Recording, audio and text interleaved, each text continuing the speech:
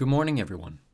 Welcome to another episode of The Echo Chamber. I'm Echo Worm, your host for this podcast, and this podcast is one where we go kind of more in depth and not just read through the books, but talk about the books that we cover on the channel. Now, if you're listening on Spotify or Amazon Music or Apple Podcasts, then you're probably not sure what we're talking about when we talk about the channel.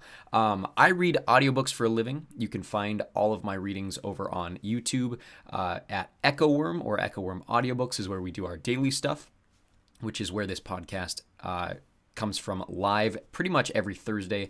We're recording this a little later, but we also have more content that is not available on YouTube, also available for free on Patreon and Vimeo if you just search for Echo Worm. That's worm spelled with an I.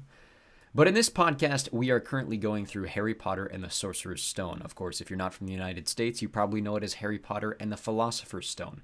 This is the first book in the Harry Potter series. We've been going a few chapters at a time, just kind of compiling chapters based on the themes that they cover and where they sit kind of in Harry's experience through the world. So, of course, we started with the Soul first chapter, and then we did 3 chapters talking about Harry's life in the Muggle world.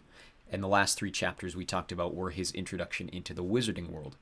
Where we're sitting now, we're starting chapter 8, called The Potions Master. This is the chapter where Harry starts his school days at Hogwarts. We move on then to chapter 9, which is called The Midnight Duel, and we will close today's podcast talking about chapter 10, Hallowe'en. Now, of course, if you've seen the films, you'll be familiar with kind of the content of most of these chapters. One of them is significantly changed from how it is in the book, but the overlying plot elements are still there. If you've never read this book, we try not to entice spoilers going forward. However, I do kind of make the assumption that if you're listening to this podcast, you will have read at least up to this point, and I may hint at things going forward through the rest of the book. So you don't have to read the rest of the Harry Potter series to know what I'm talking about, but it does help to know where some characters lie at the end of this book, just as we're going forward talking about the analysis. But we finished last episode talking about the sorting hat. Harry finishes his introduction to Hogwarts being sorted into one of 4 houses, the house that he and Ron and their, not necessarily friend, I should say at this point, but their acquaintance from the train, Hermione Granger, are all sorted into Gryffindor House. Gryffindor is housed on a tower on the campus of Hogwarts in the castle called Gryffindor Tower. Of course, if you're familiar with the Hogwarts Legacy game, this is located on one corner of the quad. The castle in the game and the film version is a bit different than it is in the book. The book kind of describes it more as just having an unbelievable amount of towers. It's very all over the place. The castle itself moves around quite a bit and is very much enhanced with magic, for lack of a better phrasing. But we start talking about Harry's school day. Of course, this is early September, 1991 is when this chapter takes place.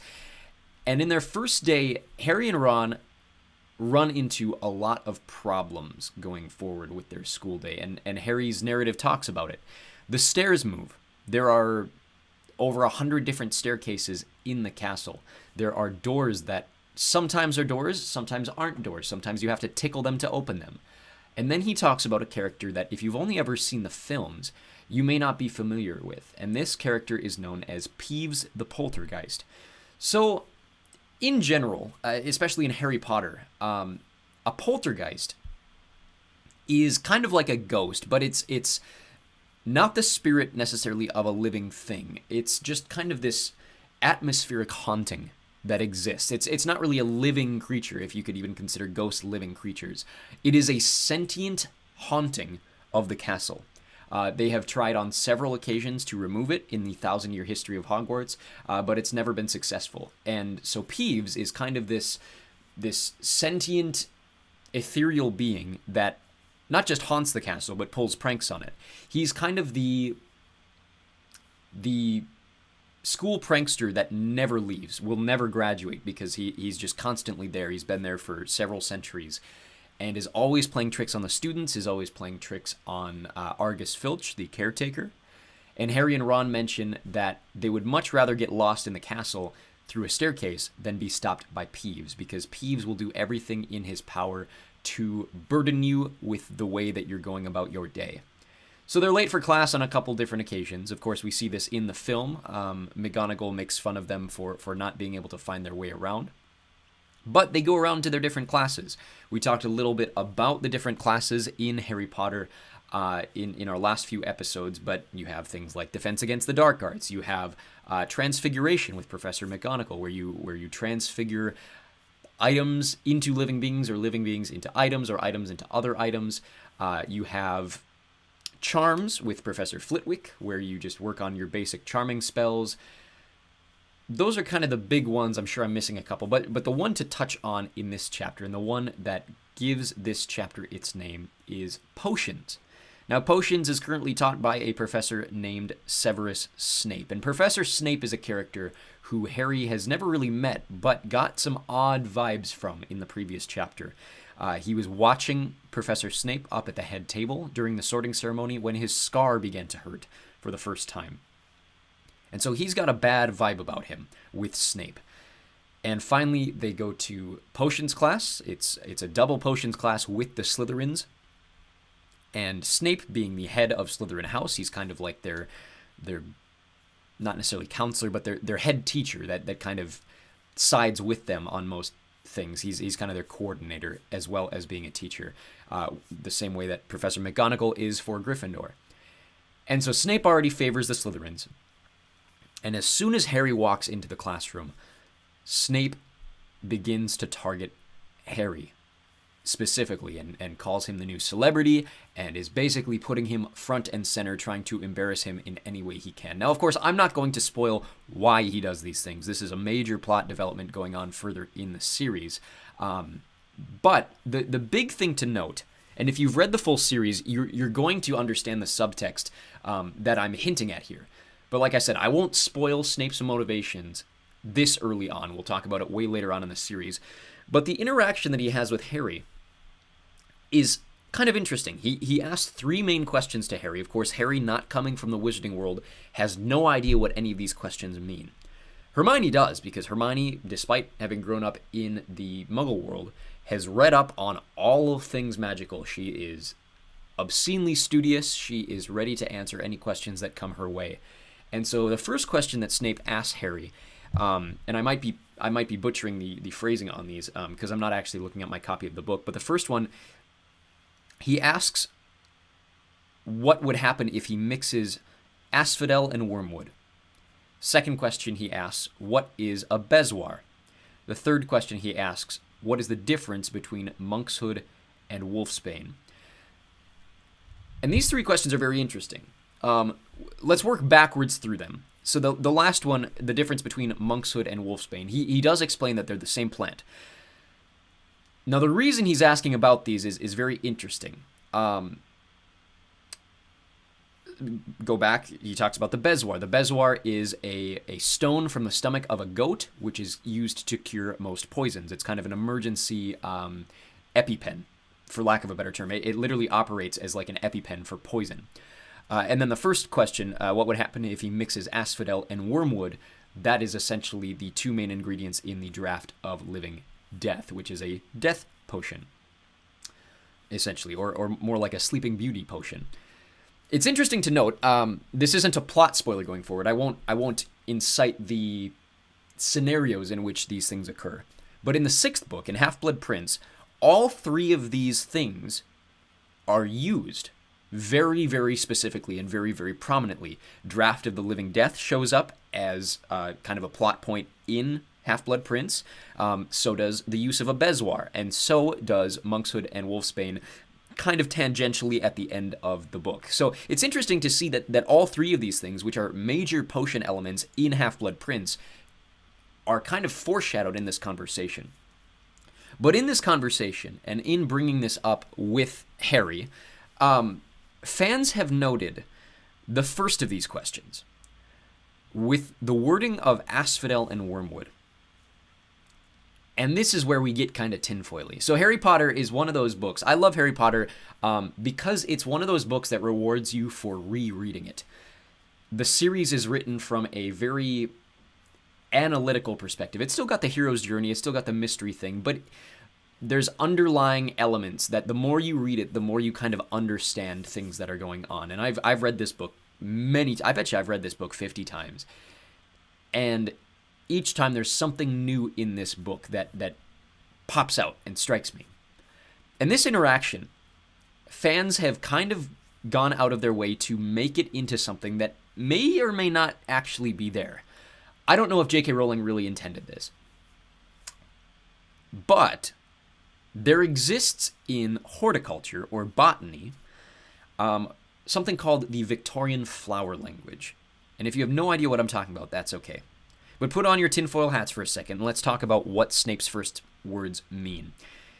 The Victorian flower language was apparently a way of speaking between botanists that combined poetry with botany during Victorian times, so about 200 years ago, a little less than 200 years ago, where in all kind of the romanticization of nature when it came to writing and when it came to poetry,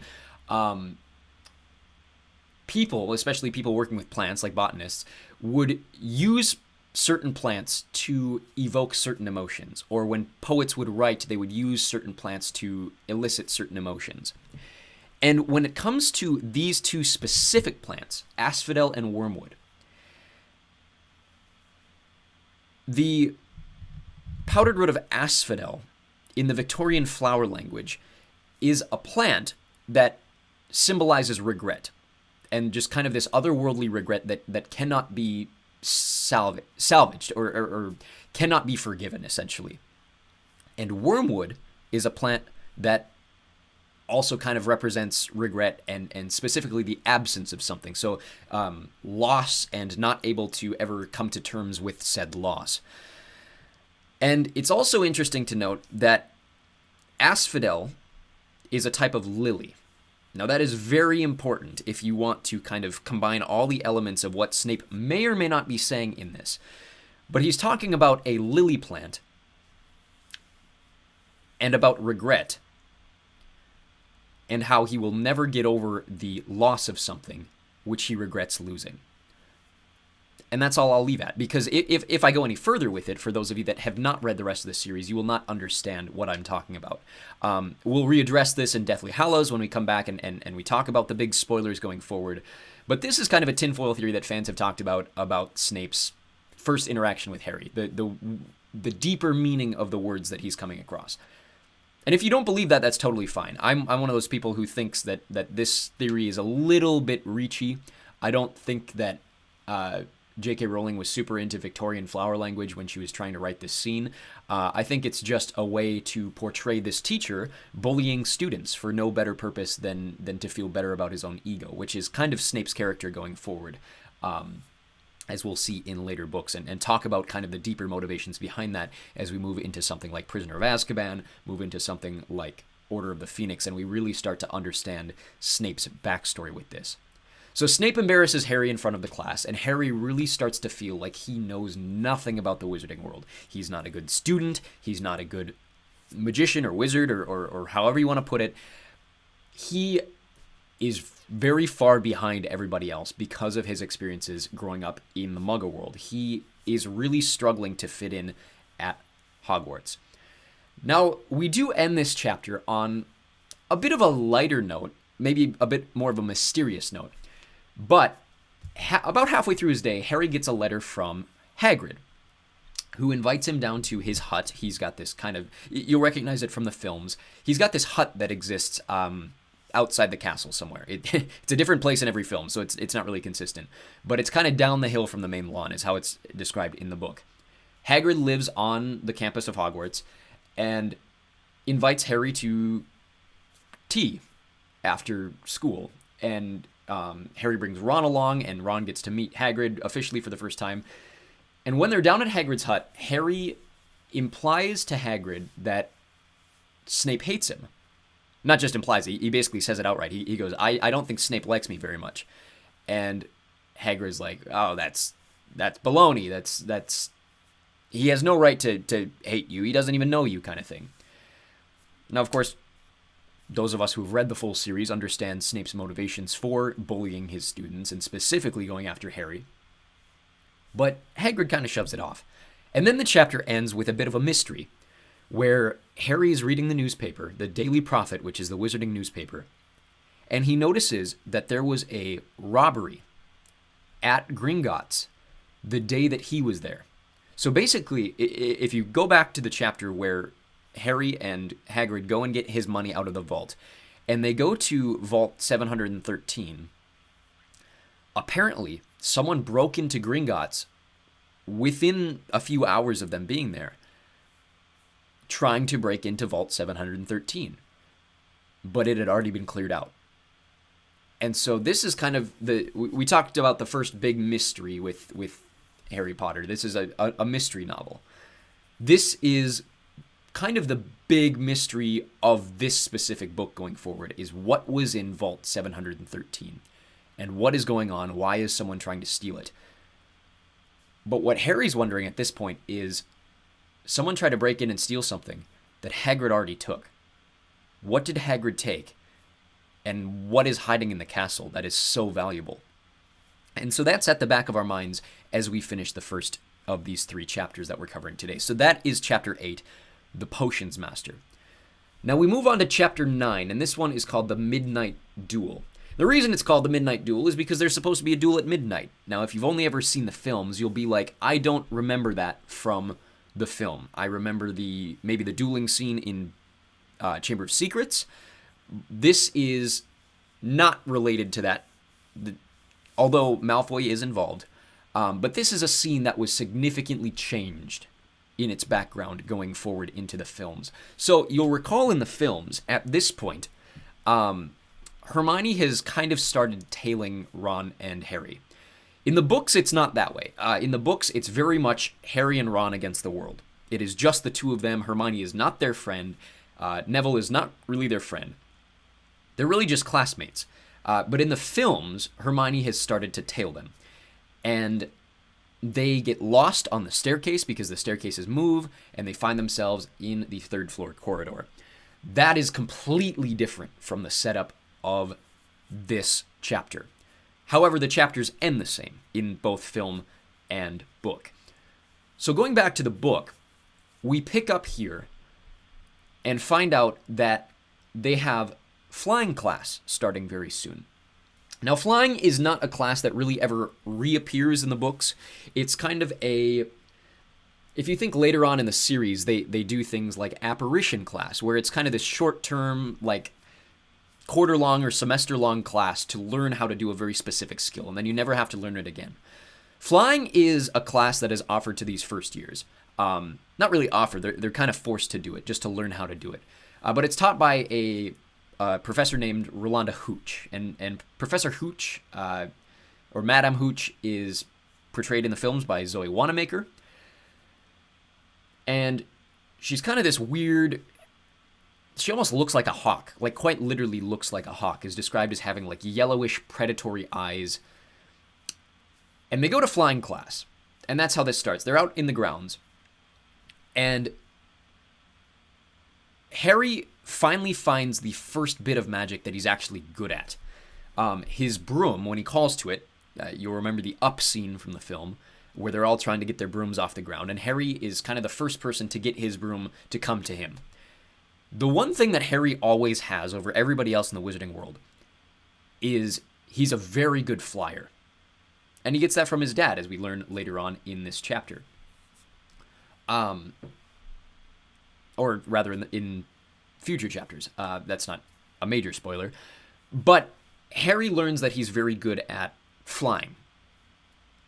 In this chapter, when they're trying to get their brooms off the ground, or they're trying to learn how to fly, Neville Longbottom has a bit of an episode where his broom kind of takes off without him. He has no control over it, and he basically flies up into the air without permission and falls, not to his death, but he pretty much shatters his arm. So he is pretty wounded during this flying class, and Madame Hooch takes him to the hospital wing, basically tells the students to just stay still, and this is where we get Draco Malfoy picking up Neville's Remember-All. This is basically verbatim in the film. It's a very good scene in the film.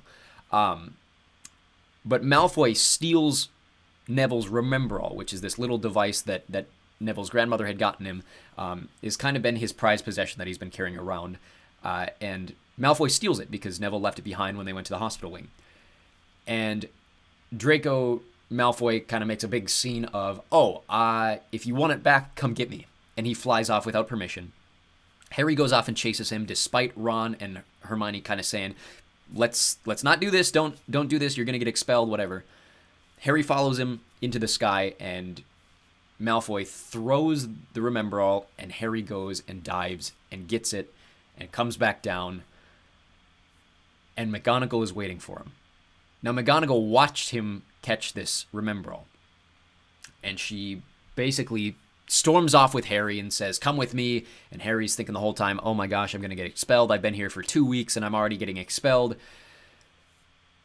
And then she brings him to the Defense Against the... I can't remember how it is in the books. In the films, it's the Defense Against the Dark Arts room. It actually, off the top of my head, if I remember right, it might be Charms that she takes him to. That's not really important. But she takes him to a specific classroom, has him wait out in the hallway, and then she brings out a student named Oliver Wood. Now, Oliver Wood is the captain of the Gryffindor Quidditch team. And all of a sudden, McGonagall basically changes on a dime, and her attitude goes, you're the greatest seeker I've ever seen. I want you to play Quidditch for Gryffindor. And everyone's like, what? What's going on here? Because up to this point, as far as we know, first years are not allowed to play Quidditch. For a very specific reason. But McGonagall, being the head of house, has seen the skill that Harry has and has determined that it is in the best interest for both him as a positive flyer and her house to put a first year on the team. And so they meet with Oliver Wood. Oliver Wood says, sure, if Professor McGonagall thinks you're good enough, then you're going to join the team. We'll have Quidditch tryouts sometime very soon. Or not necessarily tryouts, but we'll have a little practice so you can learn the game. Because obviously Harry is from the Muggle world. He has no idea how Quidditch works. And so Wood is going to teach him. And then it turns out that Harry has been named the youngest first-year seeker in a century. And Draco Malfoy is shocked by this and just peeved about this. Because if he hadn't thrown the Remember-All, Harry wouldn't have become the new star Quidditch player. Now, keep in mind, Quidditch hasn't really happened yet. There hasn't been a match. Harry hasn't shown anybody his skill. He's just been named to the team. But it's still a huge deal, and Malfoy is absolutely pissed about it. And so, thinking that Harry would be expelled, and now seeing him celebrated for it, Malfoy challenges Harry to a wizarding duel.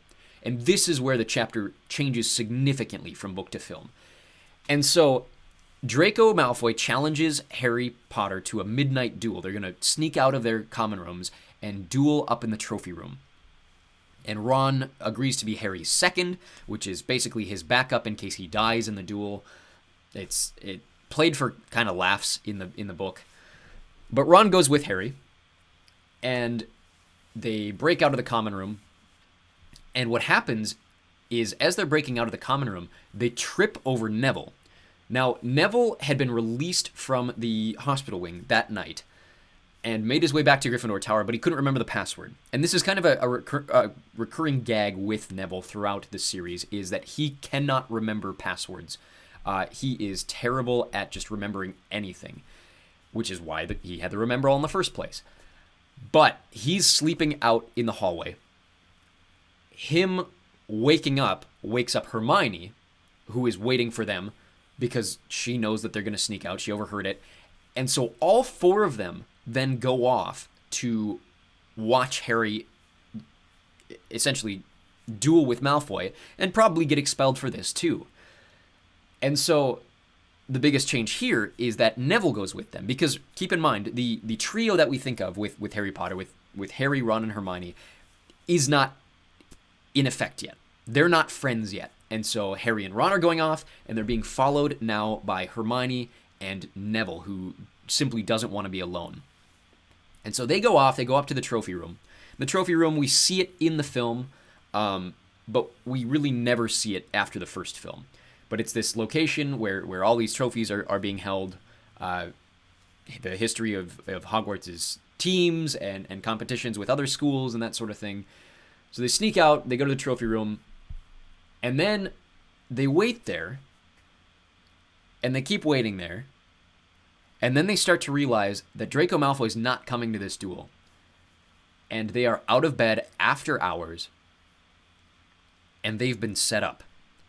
Malfoy wanted them to get expelled because he failed the first time, and so he basically tipped off Mr. Filch, the caretaker, and his cat that these students are going to sneak out of bed, so you should capture them.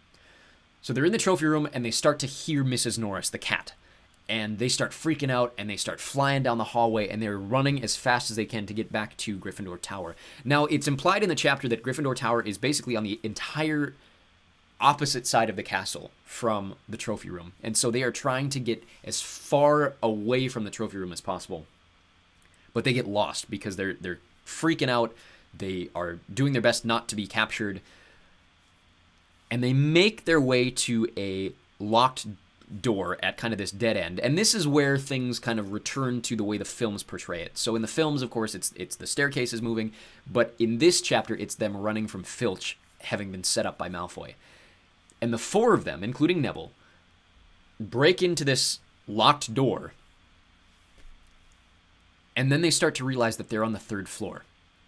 And the third floor is home to what has been set up in previous chapters as off limits. There is something going on the third floor where Dumbledore has deemed it off limits to all students. And they realize very shortly why, because as soon as they break into the third floor corridor to try to escape from Filch, they realize that inside the room is a massive three-headed dog. Now, of course, this is a reference to Cerberus in Greek mythology. If you're familiar with Harry Potter, you'll recall, Percy Jackson, you'll recall Cerberus is kind of the guard dog of the underworld. And so there's some interesting parallels with Greek mythology here where, of course, they learn that this dog is standing on a trapdoor. Hermione's the only one that notices it. But it's guarding something.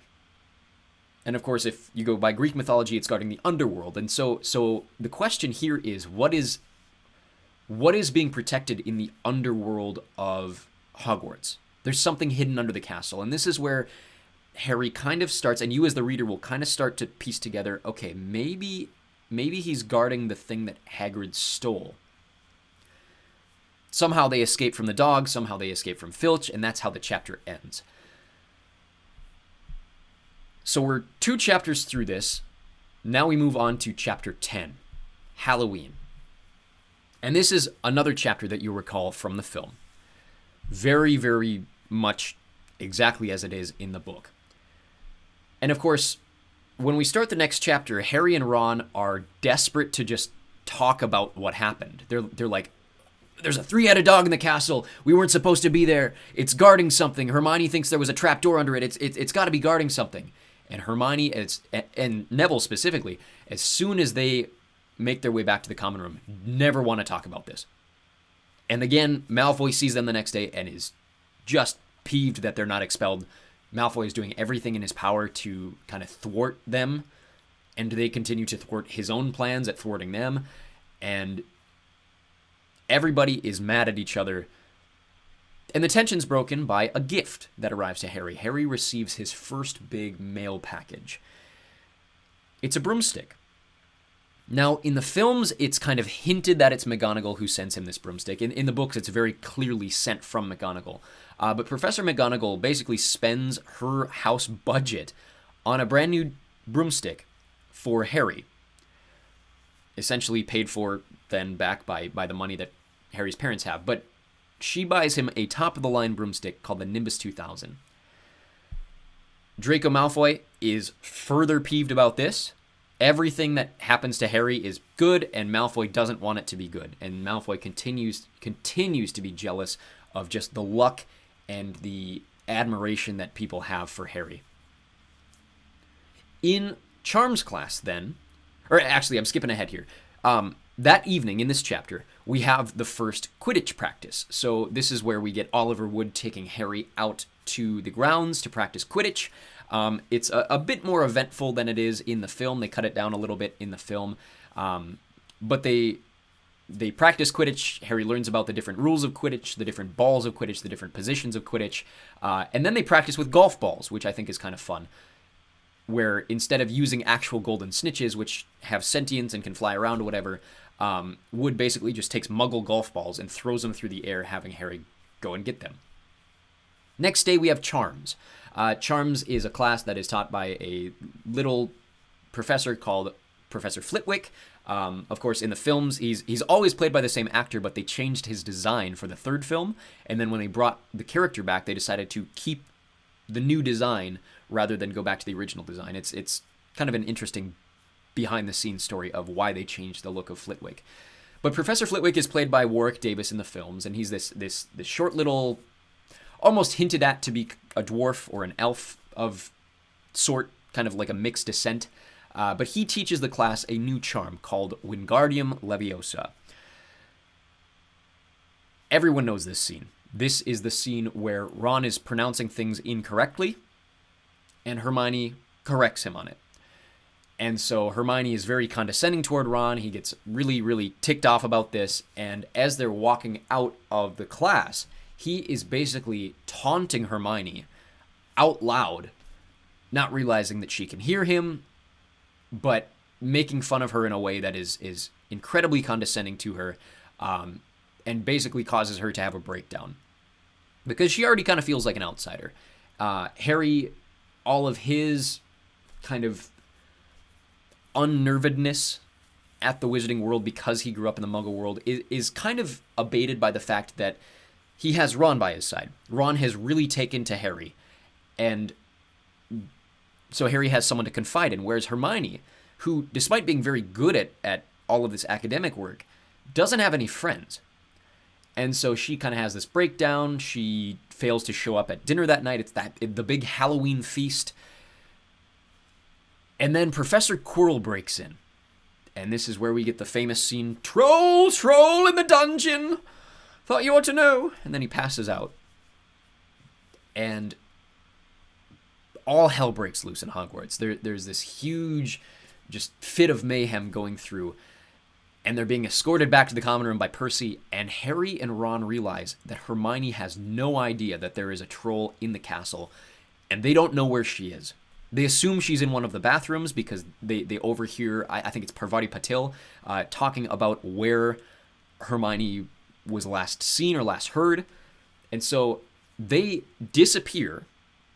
They continue to break the rules, which is very fun kind of character quirks that both of these main characters do. They are always breaking rules, constantly. And so they disappear from the herd. They disappear from the common room and go down to one of the girls' bathrooms to find Hermione. And they basically, what happens is they see the troll first. They're in the same area of the castle that they think Hermione's in, and they see a troll, and they see this troll go into a room, and they lock the troll in, and they think they've won. Then they hear screaming, and they realize that the room that they've just locked the troll in is the women's bathroom that Hermione is hiding in. And so they break back into the women's bathroom. They go in there, and then we get the scene that we see in the film where they basically outsmart this troll by using the... first of all, Harry attacks the troll, and then Ron successfully uses Wingardium Leviosa to knock out the troll. Then the troll's knocked out cold, they save Hermione, and then the teachers come in.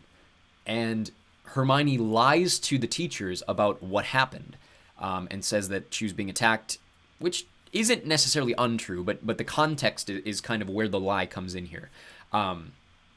But Hermione basically protects the boys, and Hermione loses house points, Harry and Ron win house points, and basically just kind of show their heroism for the first time to all of these teachers.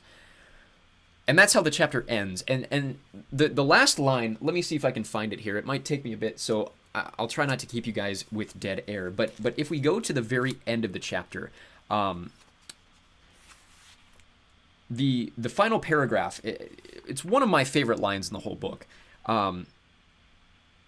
It says, "But from that moment on, Hermione Granger became their friend. There are some things you can't share without ending up liking each other, and knocking out a 12-foot mountain troll is one of them." And so it's this really cool moment, which we don't quite get in the films, where up to this point, Hermione was not their friend. She was just their classmate. They were both parties kind of annoyed each other. But it basically says that because of their shared trauma and their shared experience, they became friends. They had to. It was one of those experiences that they couldn't get over without becoming friends. And that's how we end not just this chapter, but for the podcast, this set of 3 chapters. And I love this section of the book. I really do, because it's such an interesting insight into new characters, the new world that Harry and Ron are surrounded by, and just setting up mystery plot points and friendships and antagonists and Malfoy and stuff like that. And it's a really fantastic set of chapters here. So those are chapters 8, 9, and 10 of Harry Potter and the Sorcerer's Stone, or Harry Potter and the Philosopher's Stone. If you guys want to ask, if you have any questions or things that you want talked about on the podcast regarding these chapters or chapters coming up or chapters that we've talked about before, if you're listening on a podcast station, whether it be Apple Podcasts or Spotify or any of those, you're more than welcome to email them into echoworm@gmail.com. Of course, that's worm spelt with an I.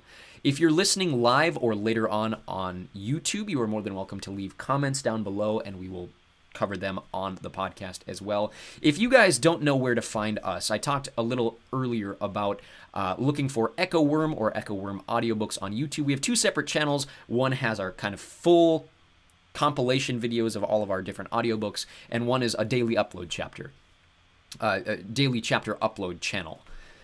You can also find us on Patreon. We have a lot of material for free, but we also have several things that are in advance of the YouTube channel by about 2 months if you want to go there.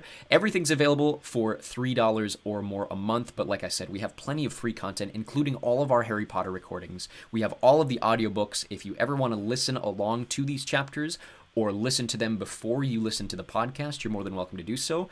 Those are available for free on Patreon or Vimeo. Just search for Echo Worm. Again, worm with an I. Next week, 2 weeks, we talk about Quidditch. And we talk about going forward into the latter half of the book. We are over halfway through Harry Potter and the Sorcerer's Stone now.